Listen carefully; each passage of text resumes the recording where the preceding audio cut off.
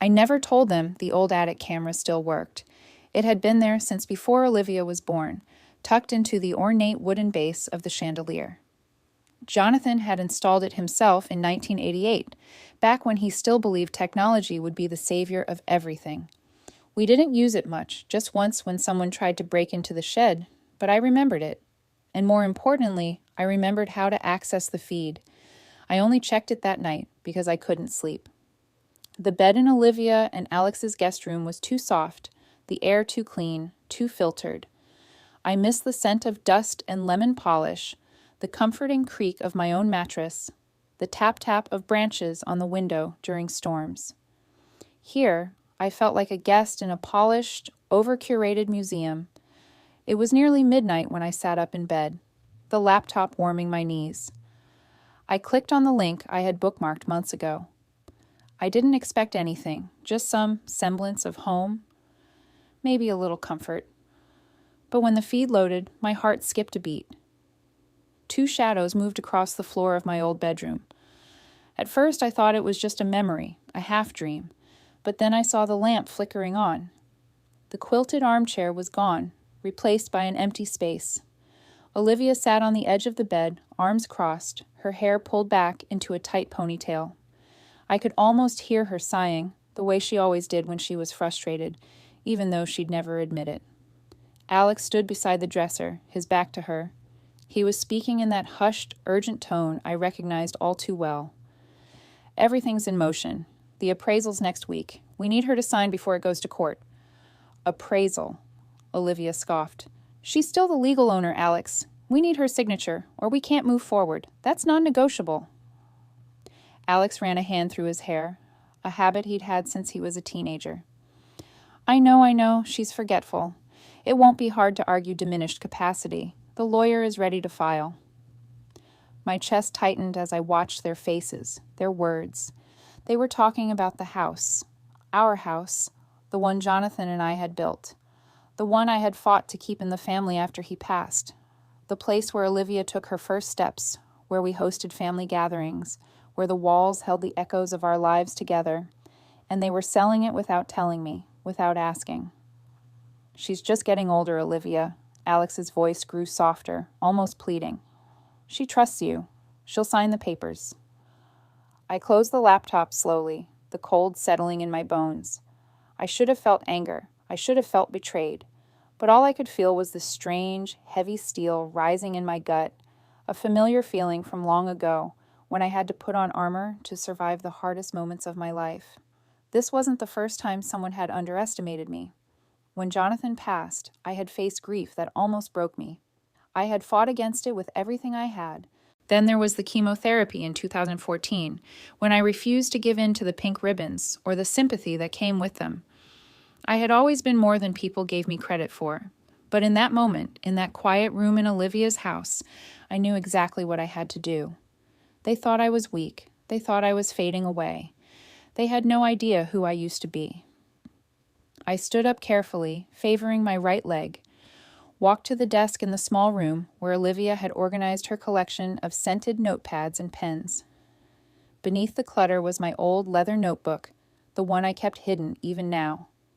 I flipped to the last page, where I had written in shaky handwriting, June 2nd, 11:57 p.m. Olivia and Alex in the bedroom, discussing the house sale, mentions of diminished capacity, legal action. They are unaware of the camera.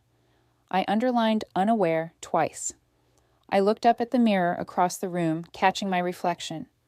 What I saw wasn't the confused elderly woman they thought I was.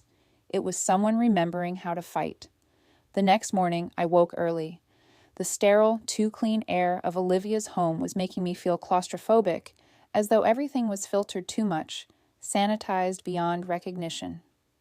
I walked slowly down the stairs, gripping the banister, feeling the worn grooves beneath my fingers as I reached the kitchen. Olivia was already there, humming softly as she sliced strawberries into a glass bowl. Her hair was perfect, makeup on by 7, like she was preparing for an audience that wasn't there. I often wondered who she was performing for. Who was she trying to impress in this house, where the only ones who saw her were Alex and me? Morning, Mom. she said, not looking up. Morning, I replied, settling into the chair by the window, watching the sunlight filter through the blinds. She placed the pill box in front of me. Don't forget your blood pressure meds, okay? I haven't forgotten them in 20 years, I said softly, almost a whisper, though I didn't mean to sound harsh. Right, she said, her tone flat, offering no agreement but no argument either. I didn't mention how she'd changed my dosage without asking, or how she'd moved the pill container from my room to the kitchen last week for easier monitoring. I just watched her hands, perfectly manicured, never still, always in motion, always managing something. Managing me. Alex came down a few minutes later, kissing Olivia's cheek and giving me a distracted nod. Sleep okay, Mom? Not especially, I said, looking him in the eyes, and he didn't ask why. That was the game they played here. Polite questions with no intention behind them. Empty concern wrapped in bubble wrap.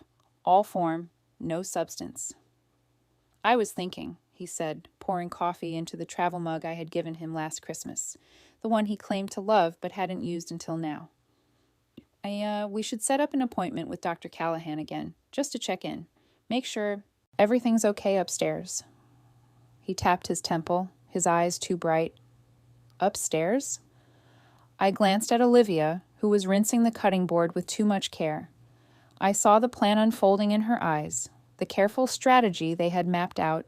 They wanted to create a paper trail, something to prove I wasn't fit to make decisions, something to justify the sale. You already booked it, didn't you? I asked, knowing the answer. Alex blinked, clearly surprised. You never ask unless it's already done, I said softly, watching him struggle to process. He shifted, trying to cover his tracks. It's just a formality, for your records. I stirred my tea slowly. For court records, you mean? There was silence for a moment. No one responded. Anyway, Olivia finally said, her voice cheerful in that fake, light way. Don't forget your meds, Mom. And Eddie's got a big test this week, so maybe keep the noise down after dinner. I nodded once. Eddie, the only one in this house who still looked at me like I mattered. He didn't say much, but his eyes were always full of questions he didn't dare ask. After breakfast, they both disappeared into their respective rooms, leaving me alone with my thoughts. I had no plans today, at least not any they knew about, but I had tasks, quiet ones. In my room, I opened my suitcase and pulled out a worn copy of Pride and Prejudice, not because I wanted to read it, but because inside the hollowed-out center, there was a small flash drive. Jonathan had made it for me years ago, initially as a joke, but now it was anything but. I plugged it into my laptop and started copying the video feed from the night before. Every frame, every shadowed glance, every word Alex mouthed as he paced my bedroom floor, thinking I couldn't hear or see, but I had seen everything. If this story resonates with you, don't forget to subscribe for more. Stay with us as Jeanette prepares to fight back for what's rightfully hers. The morning dragged on as I moved through the house, performing tasks as I always did. The act of it was almost mechanical. Filling the kettle, chopping vegetables, folding towels, things I had done 1,000 times before, but now with a sense of heaviness, like every motion was part of some plan I hadn't fully outlined yet. I hadn't cried in weeks, but something deep inside me was finally ready to be acknowledged. They had underestimated me. They had thought I was already slipping, but I wasn't. Around noon, Olivia called me into the kitchen. Her voice had that tone again, the one she used when she thought she could manipulate the situation into something it wasn't. I scheduled a haircut for you on Friday, she said, her smile too perfect, like she was offering a treat, not a favor. You'll feel so much fresher. We can do lunch afterward. I smiled back, but I felt nothing but resentment simmering beneath the surface. Fresh meant manageable. Fresh meant forgettable. Fresh meant they would try to erase everything that made me who I was. I'm sure, I said, but I'm not sure about lunch. She didn't seem to mind. She never did. The truth was, Olivia never wanted me to look strong, to look like I had agency. She wanted me to look like someone who needed to be taken care of, someone who could be controlled. But I wasn't that person anymore. Later, after lunch, I took a slow walk around the garden, letting the sunlight fall on my face. The flowers were blooming, still alive, despite their neglect. I hadn't tended to them in weeks, but I had always loved gardening. I couldn't quite let go of everything, not yet. As I stood by the old oak tree, I remembered the mornings when Jonathan and I would work side by side, planting new seeds, watering the old ones, laughing under the shade of that tree. Those were the days when I felt truly alive. But now, it seemed like everything had turned against me. I was a stranger in my own home, and worse, they were trying to take it from me. They were using every trick they knew to make me believe I was no longer fit to live here. They wanted my house. They wanted the land. They thought they could get it by simply pushing me aside. But they didn't understand one thing. I wasn't going to make this easy. That night, after everyone had gone to bed, I returned to the camera feed. The images of Alex and Olivia still haunted me. I needed more than just the footage. I needed proof. Proof that they didn't care about me, only about what I could provide for them. I knew I had to move fast. They were already planning their next steps, and I couldn't afford to wait until they decided to push even further. I went into my room and pulled out the envelope I had hidden in the back of the drawer, the one I'd prepared just in case. I opened it slowly, carefully. Inside was the document Jonathan and I had signed years ago when we first set up our estate plan. It wasn't the will, not the final one, but the one that tied everything together, the one that ensured the house would never be sold without my consent. I had kept it safe all these years, hoping I wouldn't need it. But now I knew that it was time to use it. I placed it back in the drawer, feeling the weight of the decision settle in my chest. This wasn't just about the house anymore. It was about standing my ground, about showing them that I still had a voice, still had control over my life. The next day, I made the call. I dialed Mr. Crawford's office, the attorney who had helped us draft the original documents. It felt almost like a formality, but I couldn't afford to let them think I was inactive. "Mr. Crawford," I said when he picked up, "it's Jeanette Howell. I need to update my estate plan. It's time to revoke all previous authorizations for Brian and Olivia. I also need to set up a meeting for next week to put everything in order." There was a pause on the other end of the line. "Understood, Mrs. Howell. I'll have the paperwork ready." I hung up and stared out the window, feeling the weight of the decision pressing on my shoulders. For the first time in weeks, I felt something resembling peace. I had taken the first step. Later that evening, I had a conversation with Eddie, one that I hadn't expected but had been waiting for. He had been acting differently lately, more distant, but also more observant. He had always been a quiet boy, but now I could see the curiosity in his eyes, the sense that he knew something was wrong, but wasn't sure how to ask. "Grandma," he said as we sat on the porch together, "can I ask you something?" "Of course, Eddie. What's on your mind?" He hesitated, then pulled out his phone. "Last night," he said quietly, "I saw a text from Dad. He wants me to keep an eye on you. He said if you start acting weird or if you say something that doesn't make sense, to let him know." I froze. The air around me seemed to freeze too. I looked at Eddie, trying to process what he had said. "He said that?" Eddie nodded, his face tight with frustration. "Yeah. He said you might be losing it. He wants to know if you're... I don't know, like if you're not okay." I felt a rush of anger, but it was cold, controlled. I had to stay calm. "Eddie," I said softly, "what did you do when you saw that?" He looked at me, his expression torn. I didn't reply, but I didn't know what to do. I don't think he meant for me to see it. I don't know. I put my hand on his shoulder, trying to comfort him without showing too much of my own hurt. "You did the right thing. You don't need to spy on me for him, and you don't need to worry about me. But you're smart, Eddie. You can see what's going on."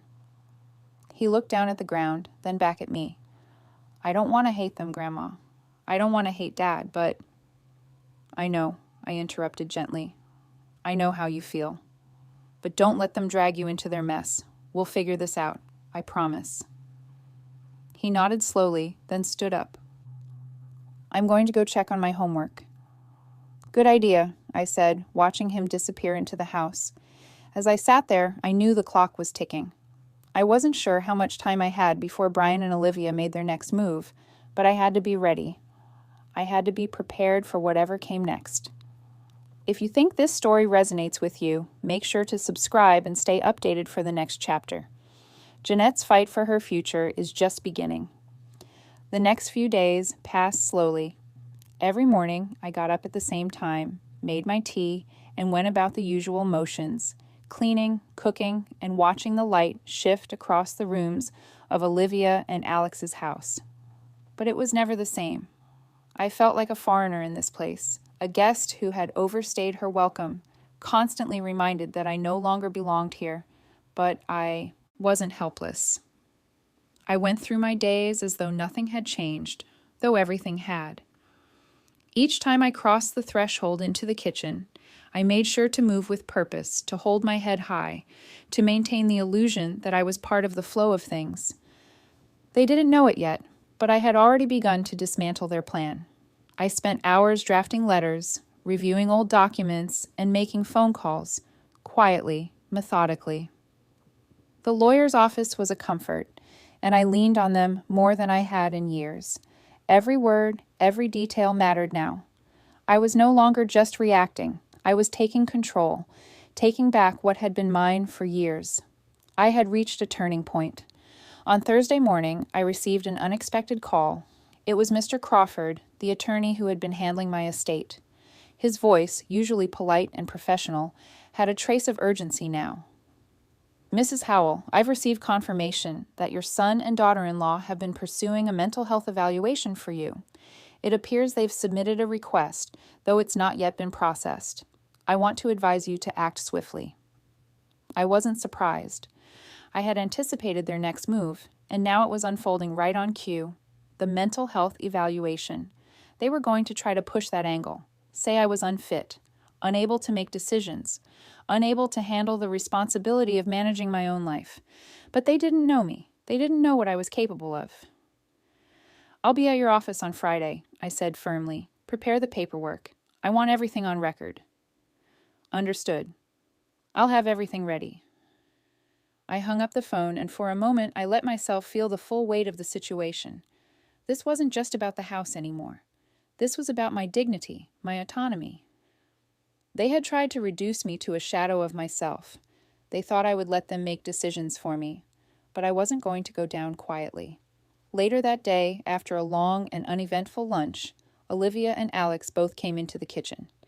They tried their best to maintain the same charade, polite, distant, pretending as if nothing had changed, but I could see it in their eyes. They were nervous. I had caught them off guard. Olivia was the first to speak. Mom, I made an appointment for you tomorrow with Dr. Keene. It's just a regular checkup to make sure you're feeling okay. You know, just for your health. I didn't look up from the tea I was stirring. You've already made your decision, I said quietly. It's not about my health, Olivia. It's about what you want. You want to be able to sell the house without me interfering. You're afraid that if I'm still in control, you won't get what you want. Olivia flinched. The air in the room tightened, and for the first time in weeks, I saw her mask slip. She opened her mouth, then closed it again, unsure how to respond. I don't need a doctor to tell me what I already know, I added, finally meeting her gaze. I'm not signing anything, Olivia, and I never will. Alex stepped in, trying to steady the situation. Mom, we're just trying to help. You're getting older. It's for the best. You're not going to be able to manage everything on your own. His words stung, but I didn't show it. I've been managing things for years, I said softly, without you, without either of you. And I'll keep doing it. They didn't respond. Instead, they exchanged a look, one that was so familiar to me, so full of the kind of arrogance I had come to expect from them. The look that said, we'll take care of it. You don't have a choice. But they were wrong. That evening, I went upstairs to my room and carefully packed a small suitcase with a few essentials. Nothing extravagant, just the things that meant the most to me. The flash drive, the legal documents, a few old photographs of Jonathan and me. The weight of it all didn't feel like burden, though. It felt like preparedness. The kind of readiness you need when the time to act has finally arrived. By the time the sun set, I had made all the arrangements. I had canceled the upcoming appointment with Dr. Keene. I had made sure to have all the necessary documents and proof at my disposal. The estate was locked down, and the new paperwork was in place. I was ready to fight back, not just for the house, but for the right to live my life as I saw fit. The next morning, I dressed carefully, selecting my navy blouse and pressed slacks, just as I had done years ago when I still worked. I wasn't going to let anyone make me feel like I wasn't capable. I wasn't going to let them reduce me to someone they had to control. I took my time over breakfast as if nothing had changed. I sipped my tea slowly, my eyes meeting Olivia's as she walked into the kitchen. Her usual cheerfulness was gone, replaced by a kind of steely resolve. She was trying and failing to hide her concern. "I'm going out today," I said quietly, "to meet with Mr. Crawford." Olivia's face tightened, but she didn't say anything. Alex entered a few moments later, his eyes skimming over the room before landing on me. "You're going to see Crawford?" he asked, his voice flat. "Why?" I looked at him, calm and measured. "Because it's time to update my estate plan," I said, "and because you've lost the right to manage my affairs." They didn't respond, but I could see the unease creeping into their expressions. The pieces were falling into place. They hadn't thought I would fight back. They hadn't expected me to stand firm, but I was. After leaving the house, I took a slow walk to the local post office. My hands trembled slightly as I held the envelope that contained everything: the documentation, the proof, and the final notice to Brian and Olivia. The letters were copies of the critical legal papers that ensured I had control over my life, my finances, and my home. At the counter, the clerk took the envelope with a polite smile. "Registered mail?" she asked. "Yes," I replied, my voice steady. "Send it to this address, please, and send a copy to my attorney." Once the letter was sent, I stood outside the post office for a few moments, the cold air wrapping around me. I felt a quiet triumph rising in my chest. This was the moment when things would change. No one could take control from me. Not without a fight.